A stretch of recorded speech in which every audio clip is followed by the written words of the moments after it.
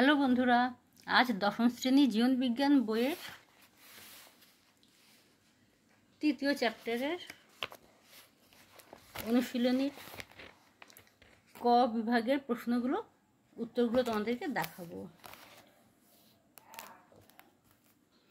তো প্রথমে 1 নম্বর প্রশ্ন, দুটি সংকর লম্বা গাছের মধ্যে সংকরায়ন ঘটালে F1 জনুতে কয় প্রকার জিনোটাইপ যুক্ত গাছ পাওয়া যাবে? এর উত্তরটি হবে 3 প্রকার। নাম্বার 2, একজন পুরুষ ও মহিলার বিবাহে পুত্র সন্তান ও কন্যা সন্তান হওয়ার সম্ভাবনা হলো 1:1। নাম্বার 3, মানুষের জননকোষে ক্রোমোজোম সংখ্যা হলো 46টি। নাম্বার 4, কোনটি মেন্ডেল কর্তৃক নির্বাচিত চরিত্র নয়? আকর্ষের সংখ্যা। নাম্বার 5, মানুষের ডিম্বাণুতে সেক্স ক্রোমোজোমের সংখ্যা 1টি। নাম্বার 6, মটর গাছের প্রচ্ছন্ন বৈশিষ্ট্য হলো কুঞ্চিত বীজ। নাম্বার 7, YYRR জেনোটাইপ যুক্ত মটর গাছ থেকে কত ধরনের গ্যামেট উৎপন্ন হয়? 4 রকমের। কোশ্চেন নাম্বার 8, দেহে লোহা জমে হৃৎপিণ্ড ও যকৃতের ক্ষতি হয় যে বংশগত রোগে, তা হলো থ্যালাসেমিয়া। নাম্বার 9, মানুষের শুক্রাণুতে অটোজোমের সংখ্যা 22টি। নাম্বার 10, মেন্ডেলের এক সংকর জনন পরীক্ষায় F2 জনুতে প্রাপ্ত জিনোটাইপিক অনুপাত হলো 1:2:1। নাম্বার 11, মেন্ডেলের দ্বিসংকর জনন পরীক্ষায় F2 জনুতে প্রাপ্ত ফিনোটাইপিক অনুপাত হলো 9:3:3:1। নাম্বার 12, সন্ধ্যামালতির লাল ও সাদা ফুলযুক্ত গাছের এক সংকর জনন পরীক্ষায় F2 জনুতে প্রাপ্ত ফিনোটাইপিক অনুপাত হলো 1:2:1। নাম্বার 13, BB জিনোটাইপ যুক্ত গিনিপিগ থেকে কত ধরনের গ্যামেট উৎপন্ন হয়? 3 ধরনের।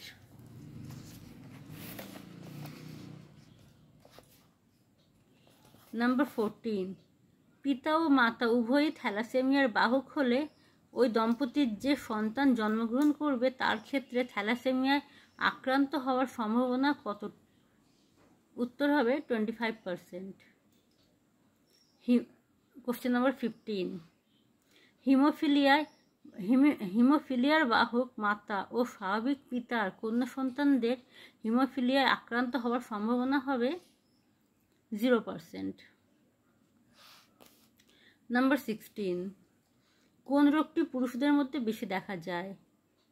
লাল সবুজ বর্ণান্ধতা। নাম্বার 17, নিচের কোনটি ইতর পরাগযোগের বৈশিষ্ট্য তা নির্বাচন করো? পরাগরেণুর অপচয় হয়।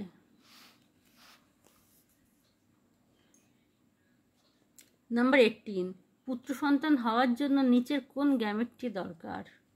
অ্যান্সার হলো 22A+XY। কোশ্চেন নাম্বার 19, নিচের কোন দুটি জিনোটাইপ মটর গাছের হলদে কুঞ্চিত ফিনোটাইপের জন্য দায়ী তা বাছাই করো? অ্যান্সার হবে D। কোশ্চেন নাম্বার 20, বিয়ের আগে জিনগত পরামর্শ নিয়ে যে রোগটি প্রতিরোধ করা যায় সেটি হলো থ্যালাসেমিয়া। কোশ্চেন নাম্বার 21, নিচের কোনটি প্রকট গুণ তা শনাক্ত করো? বীজপত্রের বর্ণ হলদে। 22, সংকর গোল বীজযুক্ত মটর গাছ থেকে প্রাপ্ত গ্যামেটের সংখ্যা হবে 2 প্রকার। কোশ্চেন নাম্বার 23, TTRR এই ক্রসটিতে কত প্রকারের জিনোটাইপ উৎপন্ন হবে? 9 প্রকার। এবার চলে আসি বিভাগ ক্ষয়ের প্রশ্নতে।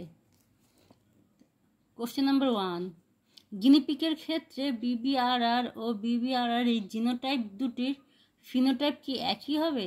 হ্যাঁ, একই হয়। নাম্বার 2, মেন্ডেল বর্ণিত বংশগতির ফ্যাক্টর প্রকৃতপক্ষে কি? এটি হলো জিন। নাম্বার 3, একটি শুক্রাণু 22A+Y হলে তা দ্বারা ডিম্বাণুর নিষেকের পর ভ্রূণের লিঙ্গ কি হবে? এর উত্তর হবে পুরুষ। নাম্বার 4, মানুষের মধ্যে বংশানুক্রমে সঞ্চারিত একটি প্রকরণের উদাহরণ দাও। এর উত্তর হবে রোলার ও স্বাভাবিক জীব।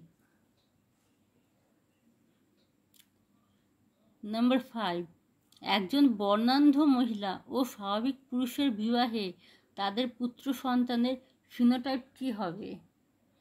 এটি হবে বর্ণান্ধ। 6, মানুষের শুক্রাণুতে কটি অটোজোম থাকে?